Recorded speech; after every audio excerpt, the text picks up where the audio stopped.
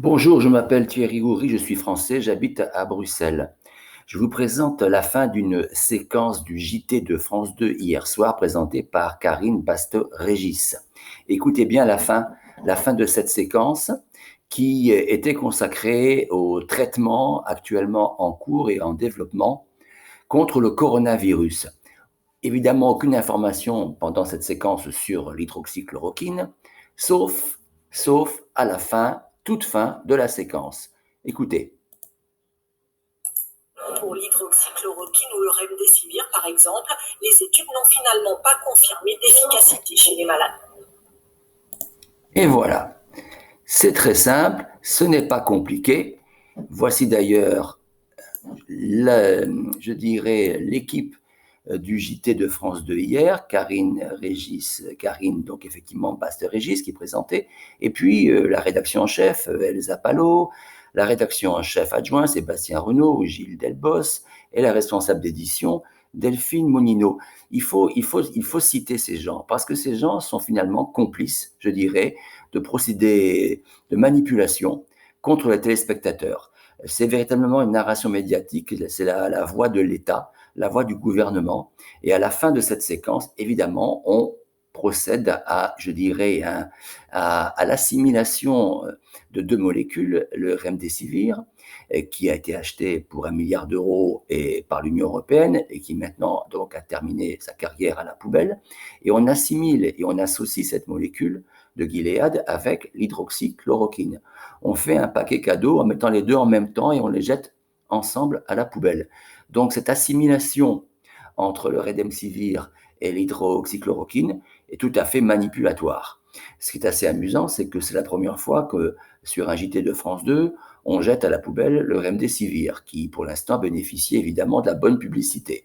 Mais évidemment, le procédé, comme vous voyez, est très malin, car il permet cette fois-ci d'associer l'hydroxychloroquine, encore une fois, qui est censurée, totalement censurée, comme l'ivermectine sur France 2 ou sur TF1.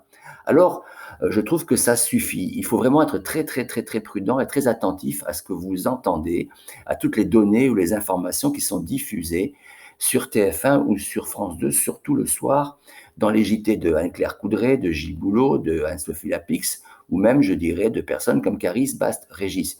Ces personnes relaient tout simplement, je dirais, le discours du gouvernement et censurent et n'hésitent pas, je dirais, à diffuser des fake news concernant, par exemple, l'hydroxychloroquine. Aucun débat contradictoire sur le plateau, il n'y en a plus de débat du tout.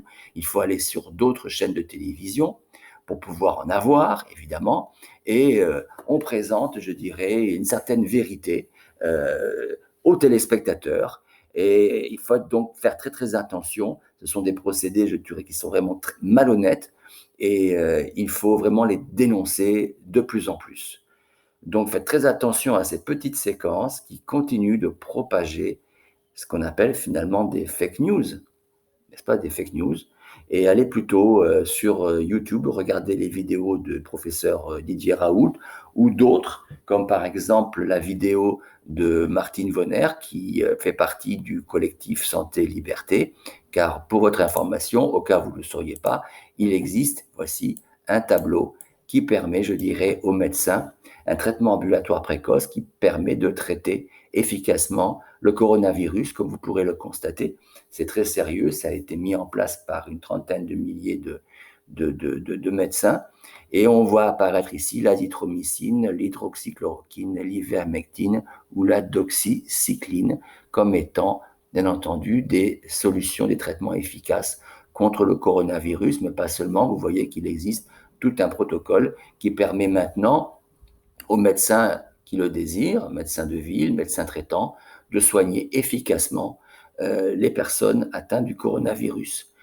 Voilà, merci de votre attention et attention aux fake news et à la manipulation pardon, sur TF1 ou sur France 2.